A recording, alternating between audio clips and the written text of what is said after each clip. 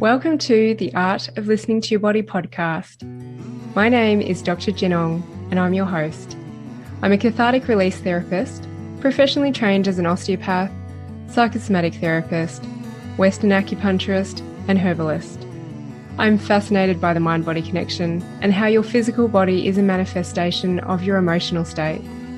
I help people get unstuck from their chronic pain, whether it be physical or emotional, and live the life they truly desire, grounded in values and driven by purpose. My aim is to create awareness to the underlying emotions behind pain, injury, and disease in the body, as well as behavioural dysfunctions and mental imbalances that present. I do this using a unique blend of Eastern and Western philosophies and a good dose of intuition. Join me to learn more about the story of your body, what different issues may indicate, how to release emotions so that you can prevent problems, as well as inspiring pain story interviews.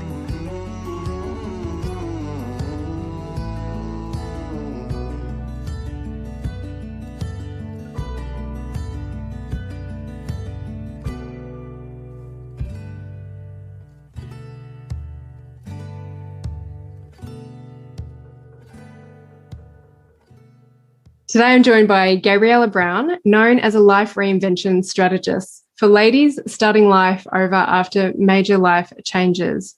She has been an entrepreneur of many types and successful in her time. She has run product-based e-commerce businesses, coaching businesses, and she is here to share her story today of the 5 marriages and divorces that she has been through. She takes us through each of them and the thread that was pulled through, the themes that she could see, the anger in the men that she believes she attracted to herself, and how she believes that relationship triggers are about correcting our character flaws. She also went through a time in her life that from a very young age where she could see how her physical body was reacting to things that she was hiding and holding inside of herself, and how these manifested as physical disorders, eating disorders, and how this hit her again more recently with one of her relationships. Now, just a little bit of a heads up, as with many of the pain stories shared, we go into historical stories, and there is mention of molestation. So if you feel comfortable to listen on, then please do. Gabriela does have a lot to share with us, but just a heads up. Welcome to the podcast, Gabriela. I am looking forward to hearing your multiple stories and how they all tie in. So can you introduce yourself? Tell us who you are, the life that you've lived, and what it is you're going to share with us today. Well, thank you for having me, Jen. I'm very excited to be here today. I'm Gabriella Brown. I am an entrepreneur. I've been an entrepreneur online for 23 years. My first career online was I wrote a book about how to lose weight after pregnancy, and I grew a rather large group quickly and helped lots of people all over the world get healthy. After I built that group, 5 years after that, I developed a brand. It was kind of tied into what I was doing. I was looking for a natural dental protocol. Couldn't find one. I found one. I created a product, and that has been my business for the last 18 years. I am certified as a life coach. I did a certification for life coaching after I had coached over 20,000 people. So I did it a little backwards, but my coaching is in visual hypnotherapy. That I like to do visual and audios, and I have my own little thing that I do. But what I want to talk about today is what happened to me most recently, which was 2 years ago. I was a divorce that I had, and it was not my first, second, or third, or fourth, but actually my 5th divorce. And through my other divorces, I had 4 previous. this one left me in just a completely different place, with anger that I feel like I have been dealing with for a long time in my life, because I grew up in an atmosphere of anger. My family didn't really understand or know how to process their feelings, and so they would automatically just resort to that. And so that's what I learned, but I didn't like it, so I would hold it inside. But the thing about emotions is when you hold, I've known this since I was a little kid, when you hold it inside, you can only hold it inside for so long, and then it comes out and manifests into some kind of illness. And I actually had that happen to me growing up. When I was 5 years old, it was the 60s, and my mother was working. I had a divorced mother. So my story really, I think, probably begins with a lot of shame. As a little kid, my mom was divorced, and none of my friends or family, they were divorced. I was the only kid in my class that I remember having a divorced parent. So I kind of was, we lived in an apartment, and I felt not enough. That's been like the theme of my life, I think. Not feeling enough. And so my mother, she was a worker. She worked. She had a job. I was a latchkey kid. And I was a latchkey kid as I was older, but when I was younger, we did get taken to the babysitter. So my babysitter's husband would send his wife to the store, and then when he would send her to the store, he would pull me into the room and molest me. And I can't tell you how many times it happened, but I know it happened more than once, because whenever he would send her to the store, I would start getting nervous. So, I came to that conclusion later on, because what I had done for me at that time, it was so ugly and horrible to me that I couldn't deal with it. It was such an ugly thing. And of course he told me, don't tell anyone. And I didn't, because I respected authority. I've always respected authority. So I didn't. And it made me feel ugly. And I didn't like any of it. I never liked it. Sometimes there can be that, a pleasure with it, and then the kid's more confused. It didn't feel good to me at all. It's none of it. So I detested all of it from the get-go, but I didn't say anything. And so I had these feelings inside me, and I didn't know what to do with them. So in my mind, I've always been really into my mind, even as a little kid.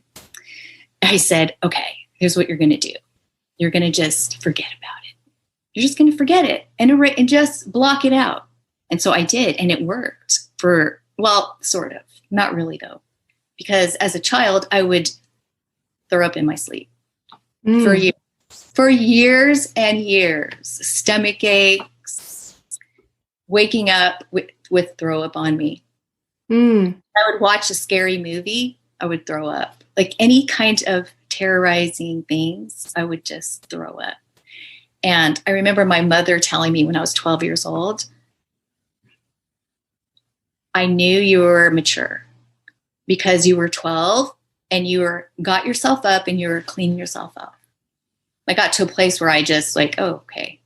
And I would clean myself off at 12 years old. So that eventually stopped. I did go to the doctor. The doctor said, stop worrying. I never told my mother. And then all of it, how does this manifest as a teenager? So I forgot about it, but I really didn't. I did, but I didn't. I kind of did block it out. And one day it just occurred to me oh my gosh, that happened to me. Mm-hmm. And did you make the link that throwing up in your sleep and being triggered to throw up was linked to this, or is it only many years after? I think I knew for sure later when I thought about it, because I was started to deal with an eating disorder, all that, like not enough, never enough, not skinny enough, whatever. That was all part of it. But I have this weird way of dealing with me and my whatever I pick up that I don't like. Mm-hmm. I didn't last very long with the eating disorder. I just thought it was something like, what are you doing? I don't know. What sort of eating disorder was it for you? I was doing starvation and bulimia. Mm-hmm. The bulimia was short-lived. But it was like the type of person where I knew I was doing something that wasn't right. And so I remember getting on the phone with Kaiser and calling them and saying, you know what, I need to see someone. I'm bulimic. And they're like, oh, okay. And I went in there and they had like a one-on-one person, which I kind of enjoyed. I thought it was interesting for someone to probe into my mind.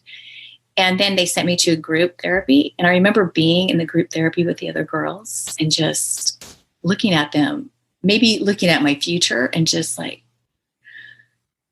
I didn't want to be that. I just didn't want any part of that. And they were my motivation to stop that. Now, I didn't stop it overnight, but eventually I just stopped it.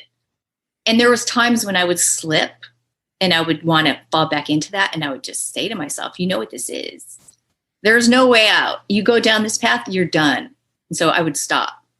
So I had this thing inside me that would just get me to stop things. So that's like a skill I have, I guess, in some ways.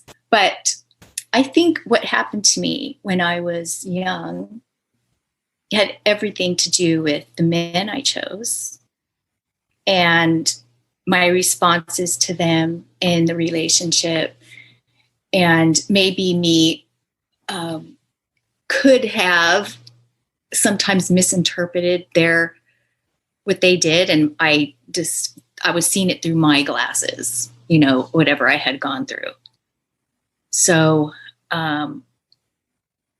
some things had affected me besides the molestation and the fact that I believe my mother, she's passed away. She passed away 34 years ago. But I believe she may have had BPD. Bipolar disorder? Mm-hmm. I'm sorry.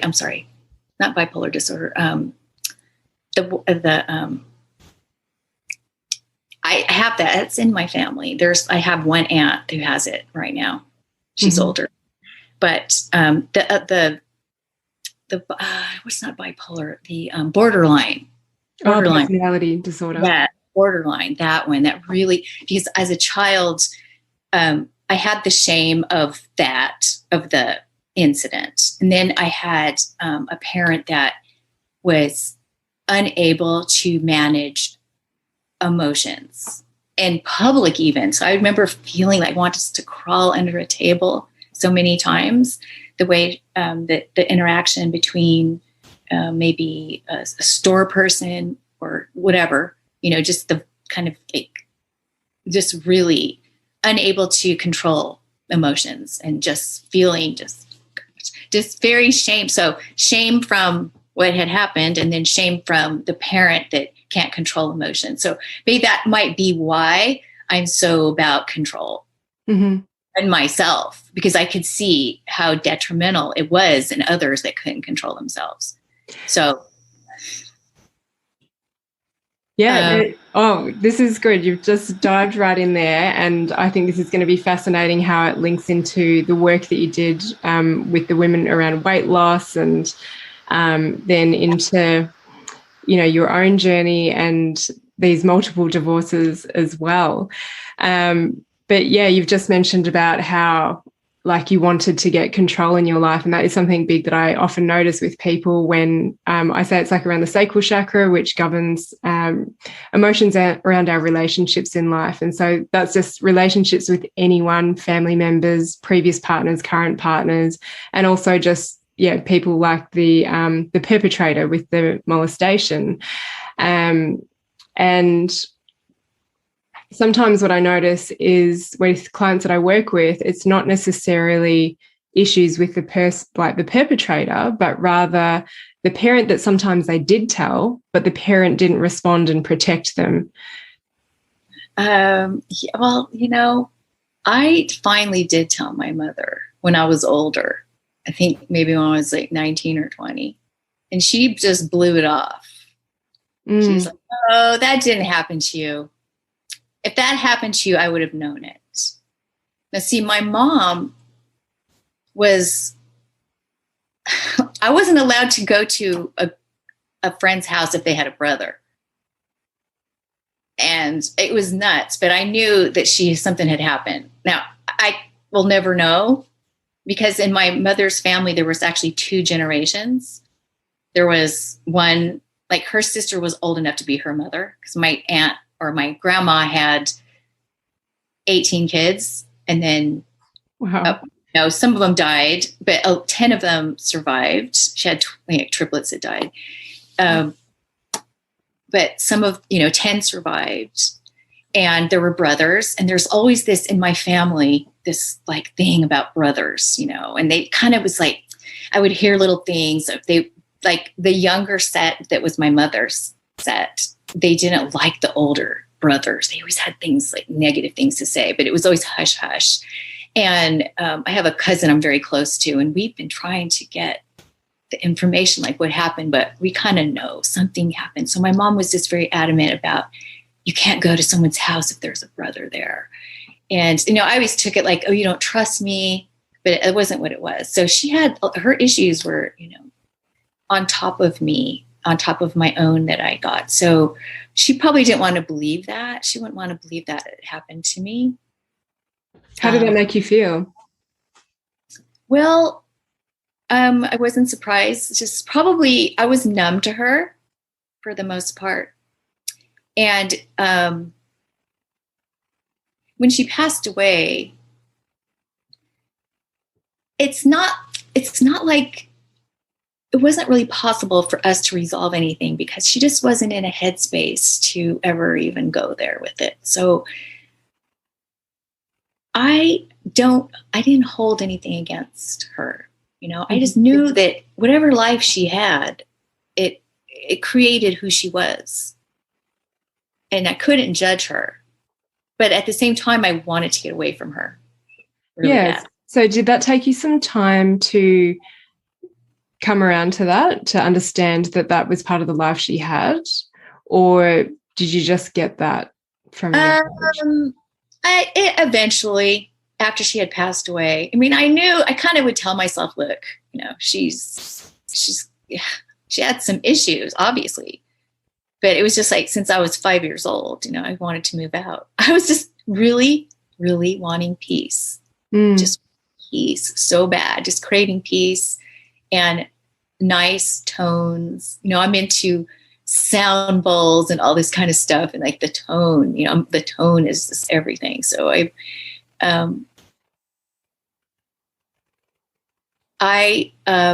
been a journey with my mom over the years. As I've grown and I've gone through my own stuff. Now, she had her own history of divorce too. And I thought about her divorces and mine, and just like kind of, thought about all of that and what she had gone through. The more I lived, the more I understood my mother, for sure. Yeah. I was probably in my 20s. I was 26 when she passed away. I was probably, it was whatever I felt when she passed away then, I don't feel that way now. Yeah. It's like, because it was really hard. She had it was a sad, she had cancer, and it just ate her up and took every bit of her before she passed. And it was just not a nice way to go. And so, but what was your relationship with her in those last days with her cancer? It was the same. We didn't get to a place of, we didn't get to that place that I would have liked to go to. My brother really stepped in and just was there for her and was spoon feeding her at the end and all this. And I was not. Looking back, I don't have any guilt feelings or anything like that. was as much as I could be for her then. But I guess in retrospect, I was limited for her then. She was very secretive. Like, she had a mastectomy and didn't tell me. She told me, I have to go to the doctors. Can you take me for my appointment? And she didn't say what it was for. And so that day I was like, I'm really busy. I have other appointments that day. She's okay. That's fine. Forget it. I didn't know that's what I was like. I found out later that's what it was. And I was horrified at my behavior then. I was like, oh gosh, there's some things that if I could go back and change, I would. But I just didn't know. She was very hidden. And that is something that I've had to kind of to fight this hiding feeling with money, with just everything. With the fact that she had 3 divorces and kind of tried to bury one, that we knew about it. Like, it acted like it wasn't there. So we did too. We kind of just played along. So there was this like playing along that was going on. And it's in my family, that aspect of, it's just shh, I'm sure it's in a lot of families, but I know how to be, silence is golden. I know how to do that. So. But we know that we need to speak up eventually, which is where, this is why you're sharing the story. Sorry, I just want to go back before we move into the next piece is, that the whole sacral chakra stuff, when these relationships are a little bit arise, that often it shows up in controlling behavior or jealousy. So controlling in relationships or controlling things like our food intake, even healthy eating, over-exercising.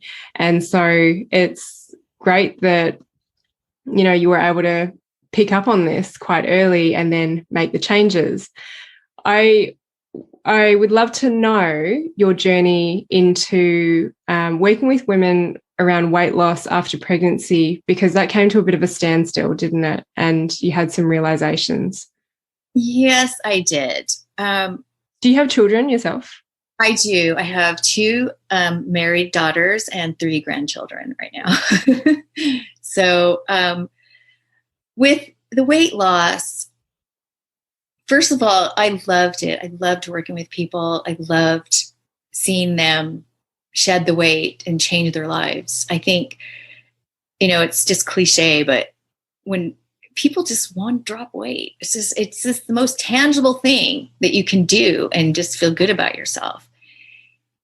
So I helped a lot of people, but there were some people that I couldn't get them to budge. And I couldn't figure out what it was, because this system I had, it worked. I had the before and afters. I could show people they felt better. They had better cycles. They didn't have pain. Their muscles, they didn't have fibromyalgia. This is just the chemical part of the food.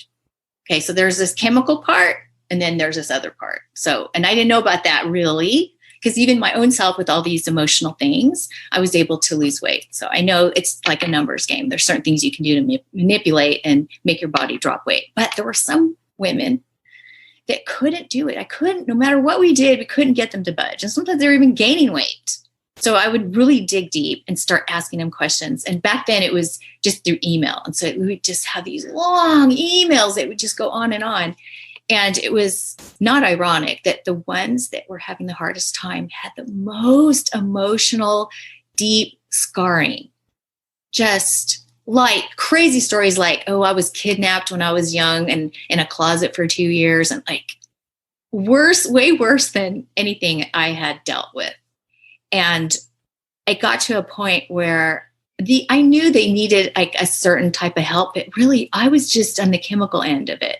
I was just on, if you just do this, it's the math equation. It's in and out, but there was other things that were bugging these women, and they were very deep.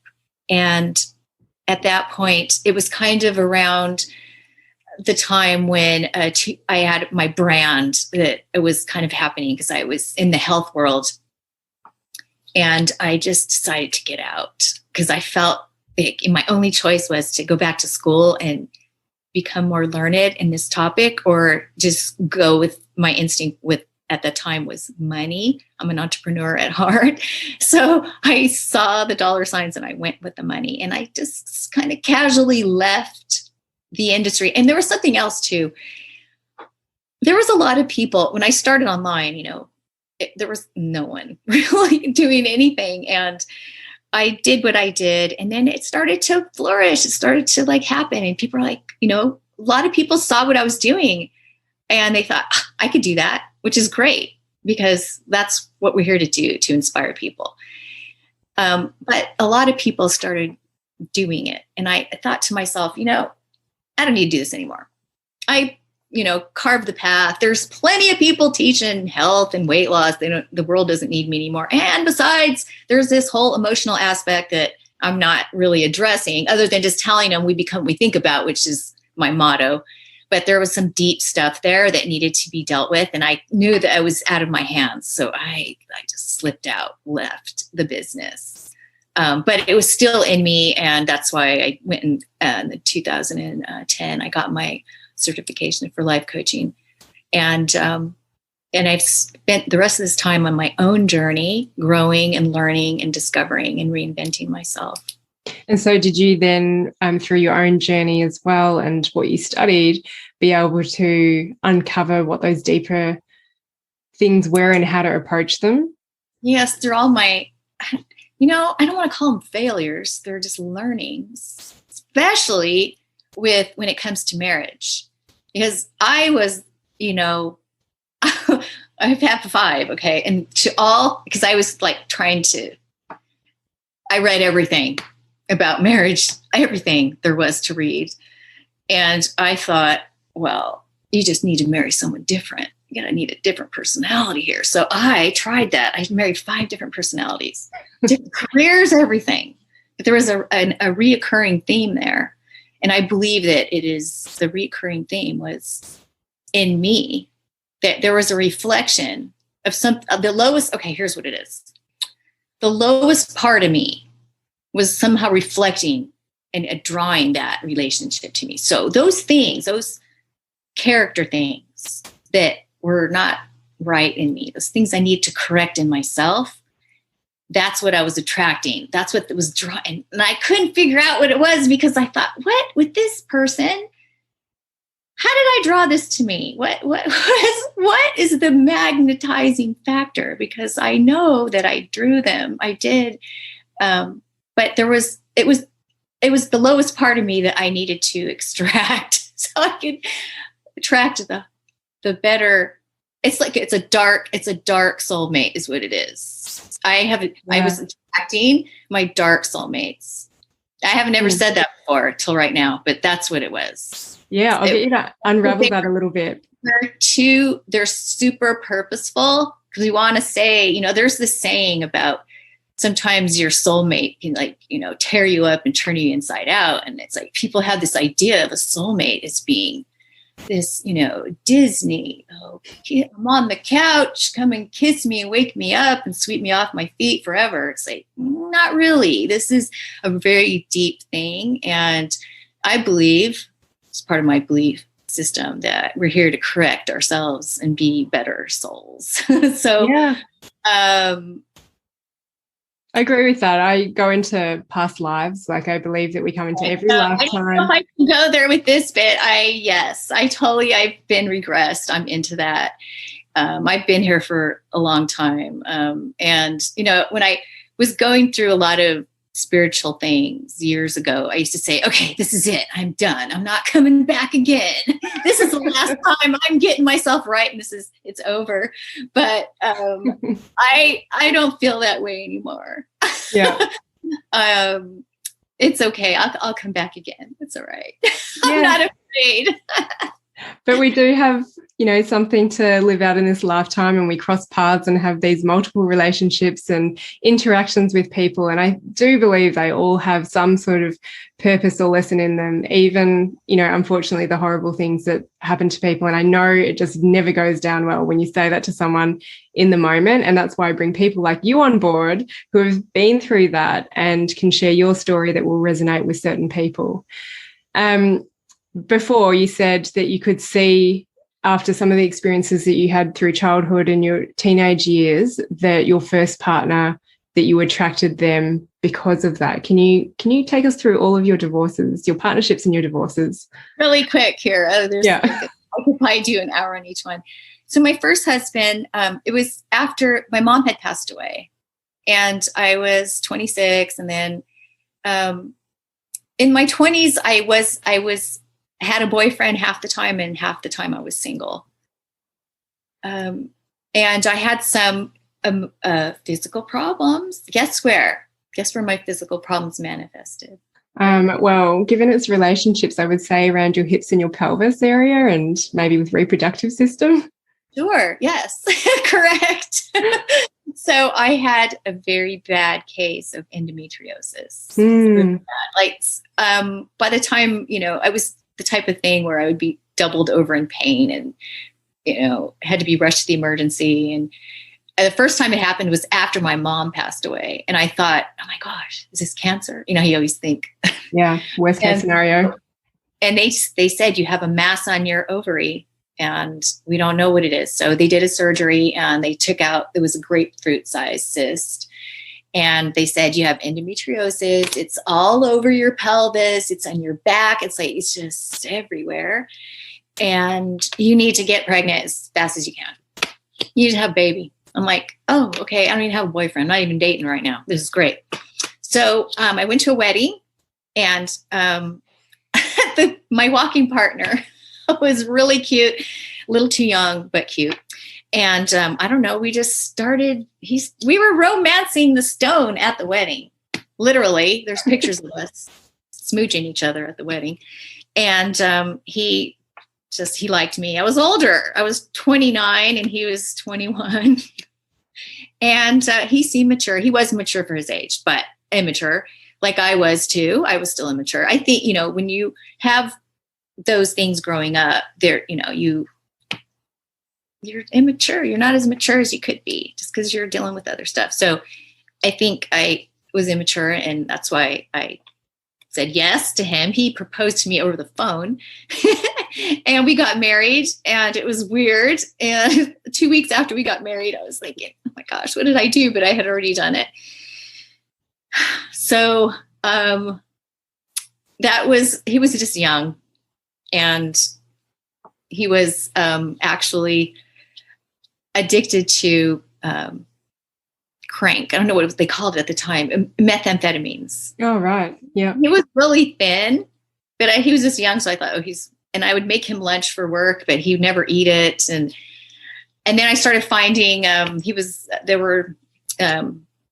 calling these 900 lines just before the internet. So you could call these lines, and he was hiding my phone bill, and then it was getting shut off, and I couldn't figure out why. And he was taking money out of my account and draining. And anyway, at one point he said to me, I want to move back to my hometown up in where we lived. And so I said, all right. So I quit my job and sold some of my valuables. I had some valuables then. And we moved. And the first week we were there, he didn't come home. I guess he had, when he was looking for the apartment we were going to live in, he had met some girl and was with her. And so he was, he was honest with me and just told me, he says, look, because we had this agreement. It was like, if either one of us ever cheats, when we do that, it's over. Our agreement was to have a sacred bond for the rest of our life. And he told me, he says, I knew when I did that night, it was over between us. He regretfully, he said that. So anyway, we got divorced, and there was no anger. He passed away. He had actually passed away, sadly, of ALS a couple of years ago. But I never had any animosity towards him because I knew he was just a druggie. Mm-hmm. He even told me that he went to a therapist after we divorced, and the therapist just said to him, so when are you going to address your drug problem? So it was just that. And I knew that if he hadn't been a druggie, we may have worked out. But I didn't want to raise my daughter around that. I mean, it was to the point where he got arrested with some of his friends. It was not good. So you had a child with him? Yes, we had a child. Oh, well, that's the interesting part, is that his father was an emergency room physician, and he was familiar with medical things. And he looked at my surgery from when I had the endometriosis. I had a few operations, but one of them, and he was convinced I would never be able to have children. So when I said to him, we need to try to have a baby, he says, yeah, sure. And he even told me, he was so honest. He says, when you said that, I didn't think you would be able to have one. And I got pregnant right away. So, but that was the thing. So yes, we had a baby together, and it was really about, when we got divorced, I was really trying to protect her and raise her in a way that wouldn't be around that type of element, because I had a little familiarity with that through my own family, and I didn't want any part of it. So you were told to go have a baby because you had endometriosis. Did it fix your problems? Yeah, it did. It did. Yeah, it did. I stopped having, it somehow it heals people. It did in me. Wow. I was told, the doctor said you can't have a baby. And I was like, you can't tell me. You're not in charge of me. God is. So I just didn't believe him. Yeah. Well, this again, like, I love to have people just prove things wrong on here. And, for therapists out there listening, practitioners, whatever type of practitioner you are, just like saying those words people can live into that, and they can believe that, and they can really go downhill, or they can prove you wrong. Mm-hmm. I also want to say that in my 20s, I found natural health, and I've been a natural health person. And that was kind of what got me into natural health, was my own problems with endometriosis. So I am a firm believer in what we eat definitely affects it. It's a holistic thing. Our emotions, our chemicals, all that. It is a thing. Now with my second husband, oh gosh, I just remembered something. There's a little thing I just remembered. Go for it. My second daughter is not born from any of my husbands that came after that. Mm-hmm. I have a baby with a man I didn't marry, and I'm very good friends with him to this day. I love him. He's great, but he's like brilliant, like 180 IQ. I have this thing for smart men. And sometimes people that are really smart are hard to be in relationship with. So I really wanted just a normal life, and that wouldn't be the case with him. So when I found out I was pregnant, all my friends, get an abortion. Oh my gosh, what are you doing? A divorced woman, pregnant with some guy you're not even going to be with. What is wrong with you? So I said, sorry, I'm having it. And at that time, I was poor. I didn't know where my next dime was going to come from. And I just said, if God gave me this baby, I'm taking care of it. That was my thought process. Because I was a person that was told you can't have kids. So the first time was planned. Second time was not planned. We were going to get married. And I used to have this thing, don't live with someone unless you're actually married for whatever reason. And I went against it. And I moved out. It didn't work. It was a month, literally a month. And it was like, oh, I'm pregnant. Uh-oh. But we were friends. And I had the baby. And during the time that I was pregnant, I lived in this apartment complex. And I met this man by the pool who was a very, very nice man. And we dated lightly because I had a daughter at the time, and he did too. We dated for a year, during my whole pregnancy. And after I had the baby, he proposed to me, and we got married. And we had a very, very nice life for like 9 years. Those are the years when I can say that my life was sort of, it was nice and almost boring. It was just, everything was just, we had our family, we had our barbecues, we did our little trips, once a year. And that was around the time probably when I turned 40 that I got onto this really radical, crazy spiritual quest, like wanting to know about spirituality other than what I had been told and what I had been reading. And I started stepping out of the box and asking things and questioning. And anyway, I'm not going to go into that too heavily right now because it's going to go on to another tangent. But after that questing, I got married to someone that I thought was like me. And this person was not like me. This relationship, this third marriage, was one of the ones that tore me up inside and out. And at the time I thought, is this guy, he's like a psychopath? What is this? I wasn't sure.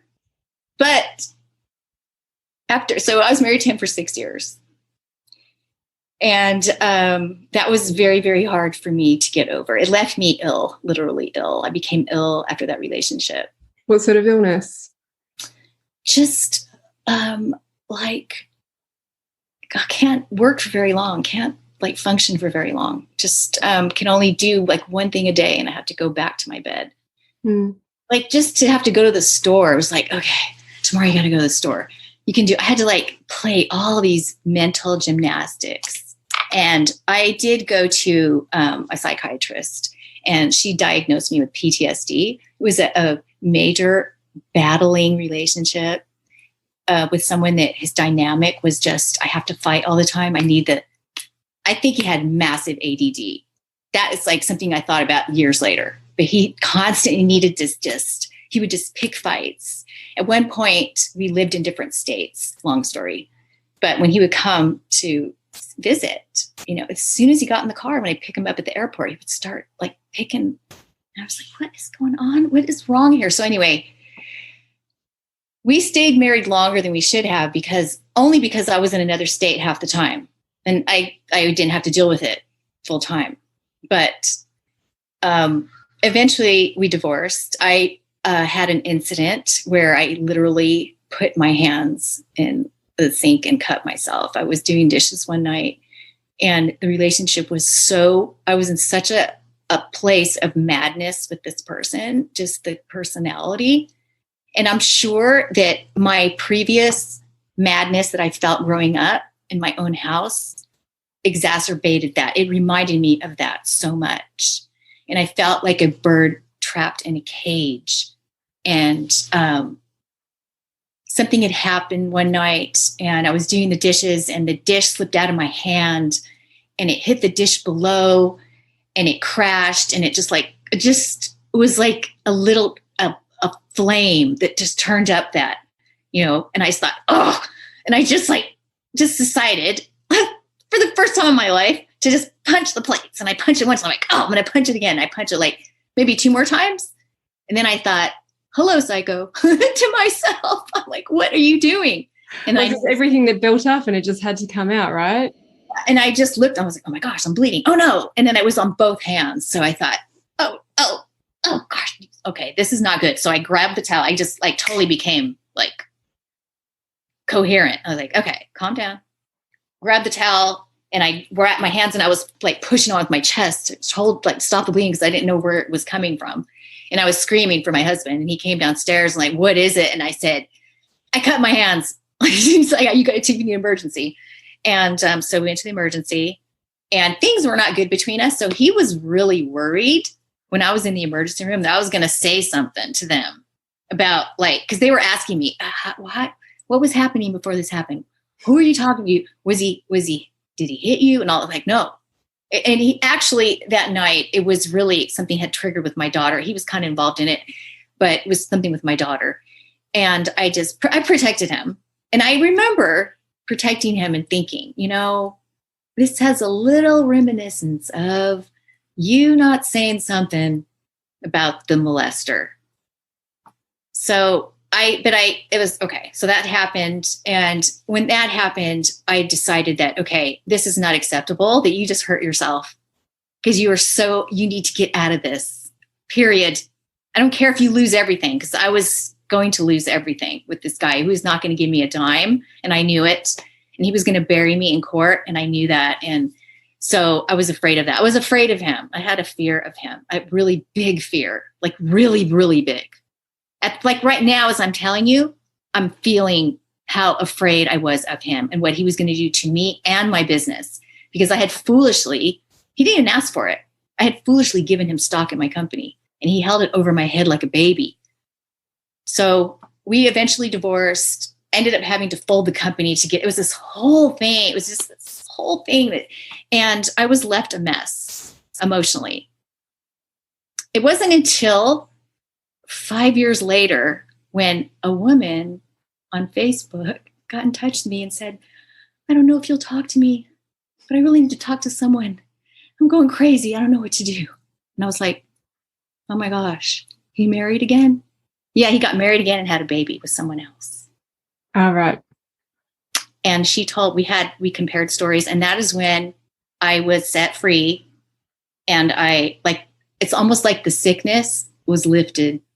I can't explain it. To be validated by someone else who had gone through it. Because all that time for years, I was like, you're crazy. You kept telling me I was crazy, And so you hear something over and over again and you start to believe it. So I had thought I was crazy. When she said what she said, I was like, oh my gosh, I wasn't crazy. It wasn't just me. So acknowledgement. It was great. That was a release for me. But so in between that time, after 2 years after that happened, and I felt healed, and I started to date again, and I met someone who was religious, like I was. And I thought, this is it. This has got to be it. This is it. I know once I get this religious guy, it's going to be. I have to ask, because we're up to the fourth now, right? The fourth upcoming divorce. So just briefly, like, what was going through your mind? Were you thinking, what's wrong with me? Am I ever destined to have a relationship? I desire a relationship. Well, yes. I wasn't thinking it was wrong with me. I was just thinking, gosh, you just don't give up. I just don't. I just wasn't giving up. I felt like this was maybe it was, I don't know. You know what? Looking back, I have no idea what I was thinking. But I met this person and I thought, okay, this is it. Like literally probably a week into it, I was like, you're not what you appear to be. You have all the exterior of a religion inside. Religion is a waste if it doesn't change you and make you a better person, period. To me, that's the purpose of religion, is to make you better, make you a better soul in the world. If it doesn't. So that's what that was. And it was anger. This person was rooted in anger, just like the previous one, rooted in anger. And I just didn't want any part of it. I was like, no, we're not doing this. So I bailed on that one really fast. It lasted 6 months. I just ended it. I didn't even waste my time with it. I didn't even try to make it work. I knew what it was. Were you the person that often made the decision around the divorce? Yes. Mm-hmm. Until number 5. Are you ready for number 5? This is the one that changed me forever.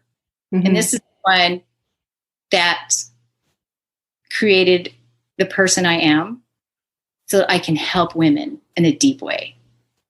So after that brief marriage, which by the way, was just like my mother's marriage that she tried to sweep under the table. But I knew that I could actually bury that marriage. I could have, but I don't want to, because it was part of my journey and I don't want it. I think that's wrong to do that. I married that person. I'm not going to act like it didn't happen, even if I wish it didn't happen a week later. It doesn't matter. It happened. I said yes. So I was divorced, but I wasn't in a bad headspace after this one because it was just really brief. It just wasn't, I don't know, whatever. Am I allowed to ask how old you are? Because some people would be like, oh my gosh, it wasn't like every 2 years she was divorcing. She had I've been married 18 years total, and I'm 58. Mm-hmm. So cool. Just so people know there is life. Yeah. So I said, at the time I had after that marriage, I had bought this new house on 9 acres up in New York. And I was living there with my dog and, just like, okay, this is great. But, this is what it was. Actually a trigger. There was a trigger here. Like something, my ex had gotten married again. And I thought, this was before I found out he was had been married to the other girl. But I found out he got married again. And I thought, really? Oh, okay. I wasn't mad. I just thought, wow, he found love again. So maybe it gave me the idea, which I think is foolish now. It gave me the idea to consider love again. Because I kind of sort of sworn it off a little bit. Like, I don't need that. So I thought, maybe there's someone for me. So I remember literally, this is what, walking on my property, it was in the summer and it was all breezy and all the trees. And I said, God, I'm going to look for my soulmate again. Even if I don't find him till I'm 80 years old, I don't care. I'm patient. Got online, met a guy like really fast who was what I thought was, oh, this has to be the one for me. I mean, we're in the same kind of business. And anyway, we ended up married. Not right away. It took about, I think 11 months. We ended up married. We had a long distance relationship. I was in New York. He was on the West Coast. I moved everything, gave up my dog because he didn't want dogs, hair. Then no dogs, moved the business, things. Look, sometimes when two souls come together, the universe shakes. Something happened with us. And oh my goodness, it was just the beginning of the end. So everything that could go wrong did, especially financially. And this person was really, really wrapped up financially. I had the impression that he was good financially, because he was so on top of very little dime, and he had his financial guys, provide a report, an asset sheet about what I had and all this. I thought, okay, whatever. And we have financial meetings we have to go to, and you have to agree. And I was actually kind of didn't like it. I was like, it sounds a little, I have no freedom here. What is this? But I went along with it.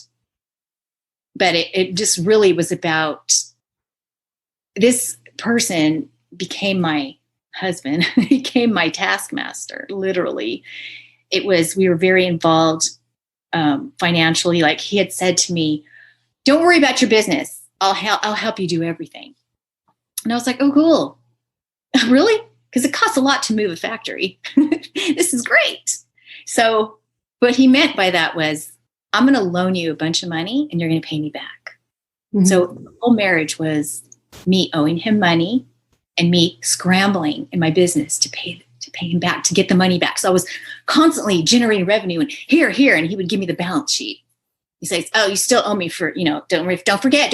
And so he became obsessed with this money issue, 2 issues, became obsessed with 2 physical issues, and determined I wasn't delivering. And through the next probably 2 years, began to just tear the relationship apart and down. And just eventually, a week after I got back, we married my daughter off in New York. And a week after we got back, I was saying, oh, I have this idea, and this is how I am. Okay, just how I am right now. This is how I am in real life. I have this idea. We're going to do this thing. We're going to blah, blah, blah. And he's like, no, we're not. I said, what? We're not? He says, no. And he told me he didn't want to be married anymore. So I was like, okay, our relationship isn't the greatest, but really? We're 56. You're just going to trash this after I sold everything and give it my dog? So he moved me out, literally packed me up himself and moved me out and said, okay, this is goodbye. It was like, I felt like an employee that had been let go from a job. I was It wasn't even about anger. It was about, I was just hurt. And I thought about that for the longest time because I knew the relationship wasn't good, but I just didn't feel it was worth trashing. We were cordial to each other. We were nice to each other. We never fought. We weren't mean. We were, we could look the other way. I was able to look the other way on all kinds of things that, so it ended. This is like, you want me to tell you everything? So I was in a place where I was living in 2 different states. And when I lived in the other state, I was literally sleeping on the couch in my factory because the relationship that I had left, we were in such a bad place emotionally as a couple. We were not able, and I don't like that word manifest, but we couldn't manifest nothing together financially. We were just, it was like if there was a manifesting genie, the genie was coming in and just taking all the money, going, okay, I'm taking this. You guys don't deserve anything together. You guys are pathetic. You cannot see eye to eye on anything. You're just not. So it was like, so here's how I ended up after this last relationship. The brokest I've been in my life. Traveling back and forth, driving 7 hours a week or more, sometimes 10 hours in traffic, going to rest stops 7 times because I just got to go all the time. It's like the rest stops are places where there are all kinds of, they're not the cleanest places in the world. You just don't want to be hanging out there. And I was. So through this time of me traveling back and forth, sleeping in my factory, hiding myself, pretending that I wasn't sleeping there, all the other business owners in the park, moving my car, thinking I just drove up, all these games that I was playing with myself. My body finally said, you're done. And I became sick for a long time. So what happened? That sickness that I saw in other women, I had it. And I started to, I just got these weird flus, like this burn with the temperature. And then I would throw up again, throwing up my life and throwing up. And I couldn't stop. It just kept happening. I kept getting sick like every other week. And I started to lose weight and I got down to like 99 pounds. And I was like, my body was, as much as I like being thin, you know what? This was not that. I was starting to fear for my life. At one point, I even on Facebook said, pray for me. I started calling people and saying, I really feel bad about this thing I did. I started going to that place of thinking I was going to die because I knew I couldn't go to the doctor and get fixed. I knew this was emotional and I had to address it. So that's when I just was like, okay, you got to really, you've been throwing up your life. And I felt like I was throwing up all the toxicity of that marriage, all the other marriages, my entire life was just being thrown up for months and months. And so I started doing things like, this was before COVID. I was doing things like, okay, I'm going to separate myself because I was getting sick so much. I would go around little kids and I was getting sick. I was like an old person that couldn't be around anyone. So I said, all right, you're an old person that can't be around anybody. So you're going to isolate yourself. So I did. I started isolating myself and I did that for like a month and then COVID hit. But during that time of me isolating and getting sick and, going over, doing my mind things that I do, I came into this place of just happiness, like really happy, like more than ever. No anger towards him for any of it, just understanding, acceptance, like, okay, you're part of my journey. It's okay. But I just want to say too, that from the moment we broke up, the moment I left, I started to cry and didn't stop crying probably July. For 6 months, I was probably crying And I just let it happen. I didn't stop it. I said, you know what? Cry. It's okay. You're by yourself. It's all right. Did you do this with your other divorces? Nope. Okay. So I felt I was am I crying for all of them? Am I crying for everything in my life? Is that what this is? Maybe. But I let it happen. I didn't stop it.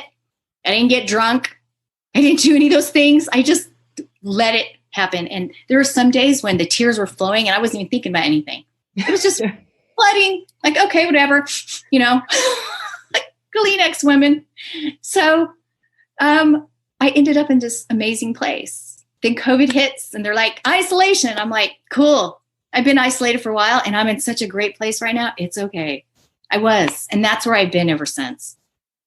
So That's just a little bit of my story. Yes. Thank you for going into detail and like taking us through every one of those marriages and divorces, because I guess by sharing your story, it's this whole thing that when you don't look within and when you're not really clear on your own values, or there's stuff that's happened in the past that you're not dealing with, these threads will just keep on getting pulled through and repeating themselves in another shape, way, or form. Now, when you went into isolation, did you just work on yourself or did you seek help from anyone? No, I did.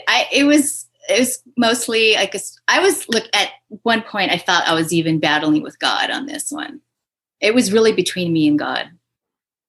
And I was questioning and I was saying stuff like the stuff I was saying to God 2 years ago. I'm embarrassed now. I have to apologize. All the demands, like, what are you doing to me? It's like, what are you doing to yourself? But it was a test, a major test of faith. My faith is stronger now. But you know what? Here's the thing. The faith wasn't about God. It was about faith in myself. I think that's really what it was. My faith in God is always there. It's just, what about me? I had such a slew of, thinking failures, like one after the other. And I had lost faith in myself. I started to focus on those failures. And then, whatever you focus on, that's what you get. So I started things started to fail around. I started seeing more failure and more failure. Like, what is this? So part of my getting my mind right again was going back in time and looking at my successes. I said to myself, hey, you've got tons of failure, but clearly there's a success in there somewhere. Can you find it? So I started just looking at the person that I used to be and got inspired by my own self in the old days when I was just like that person that just was, really motivated and exciting. And I said, look at how you used to be so motivated, excited. You got online 23 years ago. You have to go back to, it's like, try to remember that person and bring her back to life, the good parts. Because not all of me was bad, So that was really helpful to look and go back even into those testimonials from old people that I had helped and see how you help people. You're okay. You have success. So reminding myself of my successes was really, really important to what I was doing. And that helped. I did join numerous coaching programs, but they're mostly for business and lightweight, what I call lightweight mindset work, which really isn't really anything mindset. It was just, they call it that, but I would just see, I have something better than that. I started creating my own stuff. But the point of all of this is that you can go through so much in your life and be older and still be happy. When I was younger, I would say, when I'm older, I don't want to be sitting around complaining about my life and my diseases. So that was like, okay, so you need to eat healthy for decades. So that doesn't happen. So I've been doing that. But I think my biggest success is that I have gone through so much. And I didn't even tell you some of the stuff that these guys did. I didn't even really go into it. It doesn't really matter. The point is that I am in a great place and I don't harbor any anger towards them. And I'm moving on with my life and going to help other women do the same. So I think that's the most important lesson out of all of this. Amazing. Thank you so much for sharing everything that you've been through over such a period of time. You look amazing. Thank you. And I'm really looking forward to sharing your journey with you. Thank you so much, Jen. Thank you for having me today. Anything shared on this episode is for information only. It does not replace professional advice from a healthcare practitioner. If you are experiencing pain, injury, or illness, seek advice that is catered to your individual needs.